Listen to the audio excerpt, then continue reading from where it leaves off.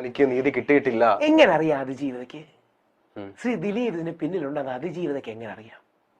അതിനൊരു background story ഇല്ലേ രാഹുൽ? കാര്യം എന്ന് വെച്ച് കഴിഞ്ഞാൽ ഈ ഒരു ഇൻസിഡന്റ് നടക്കുന്നതിനും വർഷങ്ങൾക്ക് മുന്നേ തന്നെ ഇവർ തമ്മിൽ ഒരു ഫൈറ്റ് ഉണ്ട്.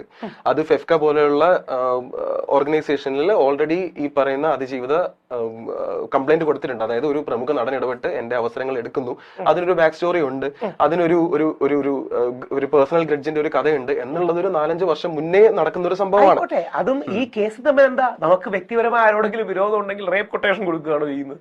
ഇവരെ തമ്മിൽ കണക്ട് ചെയ്യാൻ എന്തെങ്കിലും ഒരു ലിങ്ക് വേണ്ടേ? പൾസർ സുനിയും ദിലീപും തമ്മിൽ കണക്ട് ചെയ്യാൻ എന്തെങ്കിലും ലിങ്ക് വേണ്ടേ?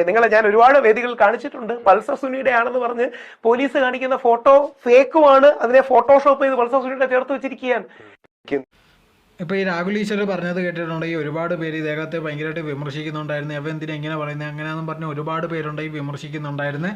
അതേ കണക്ക് മെയിനായിട്ടുണ്ടെങ്കിൽ ഇദ്ദേഹം പറയുന്നതിലും കാര്യമുണ്ട്. ഇതേ കണക്ക് ഒരുപാട് മീഡിയക്കാർ പറയാറുണ്ട് ഇതേ കണക്ക് ഇത് തെളിവുണ്ട് ആ തെളിവുണ്ട് ഇതുണ്ടെന്നും പറഞ്ഞ് 8 വർഷമായിട്ട് ഈ കേസ് ഭയങ്കരമായിട്ട് പൊയ്ക്കൊണ്ടേ ഇരുന്നതാണ്. ഇപ്പോൾ നോക്കിക്കഴിഞ്ഞാൽ പോലും നമ്മളുണ്ടെങ്കിൽ കണ്ടിട്ടുള്ളതാണ് ഈ തെളിവ് കിട്ടി ആ തെളിവ് കിട്ടി എന്നൊക്കെ പറഞ്ഞിട്ടുണ്ട് ഈ സോഷ്യൽ മീഡിയയിൽ. അതോടെ തന്നെ ഇതേ കണക്ക് വാർത്താ ചാനലിലും പല കാര്യങ്ങളും വന്നിട്ടുണ്ട്. പക്ഷേ അവസാനം 8 വർഷങ്ങൾക്ക് ശേഷം ഈ ദിലീപിനെ വെറുതെ വിട്ട് ഒരു തെറ്റും ചെയ്തിട്ടില്ല അല്ലെങ്കിൽ തെളിയിക്കാൻ പറ്റില്ല എന്നുള്ള രീതിയിൽ പറഞ്ഞതാണ്. ഇത്രയും വർഷമായിട്ട് ഒരു കേസ് തെളിയിക്കാൻ പറ്റിയില്ലെന്ന് പറഞ്ഞ് അതിനർത്ഥം എന്തുവാണ്? ഇതേ കണക്ക് ഒരു തെളിവും കിട്ടിയിട്ടില്ല എന്നുള്ളത് തന്നെ അല്ലേ? അത് തന്നെയാണ് ഇവിടെ ഇതേ കണക്ക് രാഹുൽ ഈശ്വറും പറയുന്നത്. ഇത് ആൾക്കാർക്ക് ഇഷ്ടപ്പെടുകയോ ഇല്ലയോ എന്നുള്ളതിൽ കാര്യമൊന്നുമില്ല. ഇപ്പോൾ നമ്മുടെ കോടതിയിലുണ്ടെങ്കിൽ തീർച്ചയായിട്ടും ഉണ്ടെങ്കിൽ ആൾക്കാരെ ശിക്ഷിക്കണമെങ്കിൽ അതിനുള്ളൊരു തെളിവ് കിട്ടണം. ഇത് ഇവരെ ലിങ്ക് ചെയ്യുന്ന എന്തെങ്കിലും തെളിവ് പോലും ഇല്ല. ഇതേ കണക്ക് മീഡിയാസ് മാത്രമേ ഇത് പറയുന്നുള്ളൂ. അങ്ങനത്തെ ഒരു സിറ്റുവേഷനിലുണ്ടെങ്കിൽ വേറെ ഒന്നും ചെയ്യാനും പറ്റില്ല.